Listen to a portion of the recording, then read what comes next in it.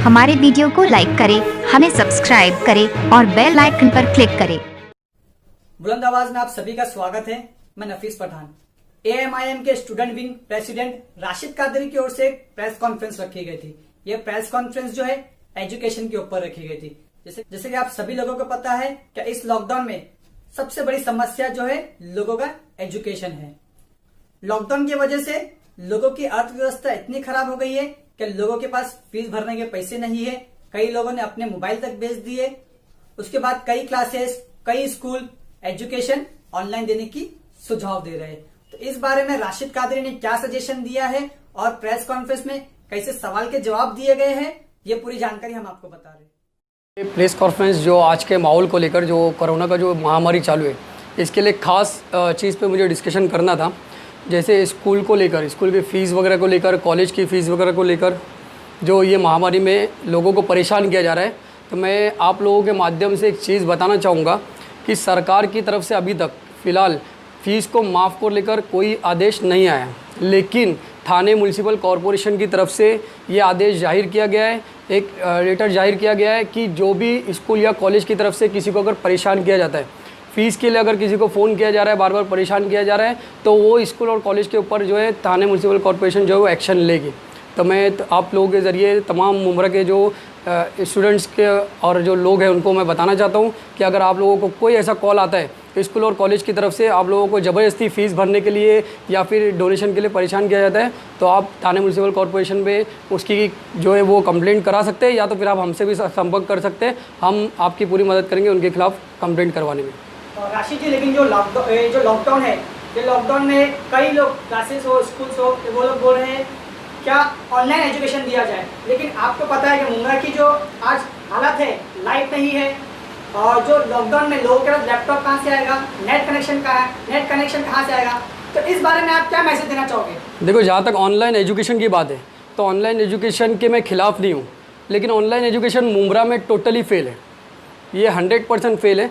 इसके लिए क्योंकि ना तो कॉलेज की तरफ से कोई लैपटॉप वगैरह दिया गया है, ना तो कोई सिस्टम दिया गया है, ना तो कोई मोबाइल दिया गया है, कोई फैसिलिटी आपने स्टूडेंट्स को, पेरेंट्स को प्रोवाइड नहीं की है।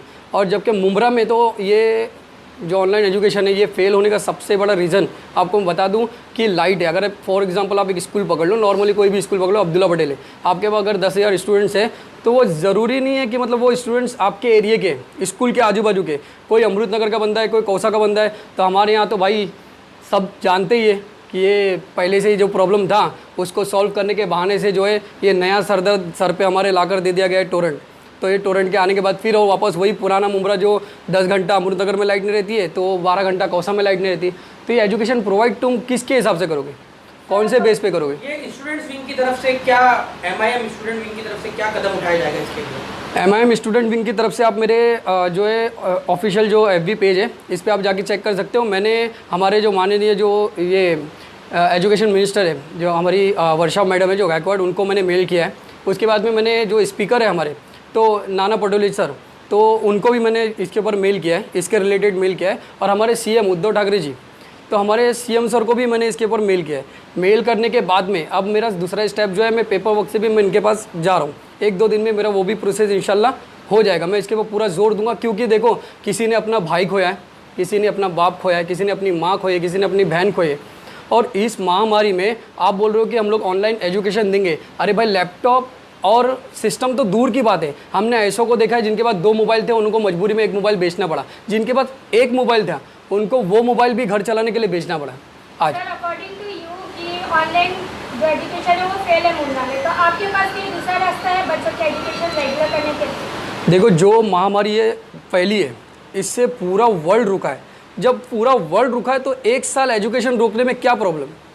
जब पूरा वर्ल्ड रुका है ना, क्या चालू है? हमारे जॉब्स चालू है। गवर्नमेंट ने बोली कि जॉब्स बंद कर दो, हमने जॉब्स बंद कर दिया। गवर्नमेंट ने बोला घर से बाहर मत निकलो, हम घर से बाहर नहीं निकल रहे। शॉप बंद कर दो, हमने शॉप बंद कर दिया। जब तुमने सब कुछ ही बंद करा दिया है, तो 1 साल के लिए एजुकेशन बंद कराने में क्या प्रॉब्लम? वो जिस तरह से अभी आपने कहा कि एजुकेशन बंद कराने में आप ही आवाज़ उठा रहे हैं, बहुत अच्छी बात है कि आपने लोगों की मजबूरी को समझा। लेकिन सर, जैसे कि देख रहे हैं कि आज से 2 से 4 साल पहले एक हादसा हुआ था, या हादसा नहीं कहेंगे, एक बहुत बड़ा झोल कहेंगे उसे, कि सेंट मेरी कॉलेज के 200 बच्चे एक साथ फेल हो गए थे। लेकिन जिस तरह से यहाँ की समाजी, जो यहाँ की सत्ताधारी पक्ष है, उनके साथ खड़ा था, क्या अब आपको लगता है कि इस मामले में नहीं खड़ा होगा ऐसे स्कूल्स और कॉलेज के साथ में? जहाँ तक सत्ताधारी पक्ष की बात है तो मैं तो बात ही नहीं करना चाहूँगा इनके बारे में, क्योंकि ये देखो वो कब्रिस्तान के बारे में भी खड़े थे। ये कब्रिस्तान से एकदम फर्स्ट क्लास कब्रिस्तान है, आज पूरा डूबा हुआ है पानी में। ये तो टोरेंट के साथ भी खड़े थे। टोरेंट आने के बाद जैसे टोरेंट आएगा पूरे मुंब्रा एकदम लाइट से जगमगा उठेगा। आज कितना जगमगा रहा है और कितने लोगों के घर जगमगा रहे हो, तो मतलब पूरे मुंब्रा जो इसको जान चुका है। तो ये कोई एक ऐसा मुद्दा नहीं है जो सत्ताधारी की बात इसके लिए नहीं करूँगा मैं, क्योंकि कोई एक मुद्दा नहीं है आज तक 10 साल में जो ये कोरे कागज़ पर लिख के दे सकते हैं कि मतलब ये हमने मुंब्रा में लाया और इससे मुंब्रा वालों को फ़ायदा हुआ है। सर लगातार हमारे मुंब्रा का एजुकेशन लेवल लो ही होता जा रहा है, तो आप इसके लिए क्या सजेस्ट करना चाहेंगे? एजुकेशन जो लेवल लो होता जा रहा है, इसमें देखो अभी एजुकेशन मिनिस्टर के पास जाना, हमारे जो करंट जो एमएलए साहब है, जो मिनिस्टर भी है हमारे मुंब्रा के, 18-20 नगर सेवक है, कॉरपोरेटर्स है, तो 10 साल में हम लोगों को अब इनके पीछे नहीं पड़ना पड़ेगा।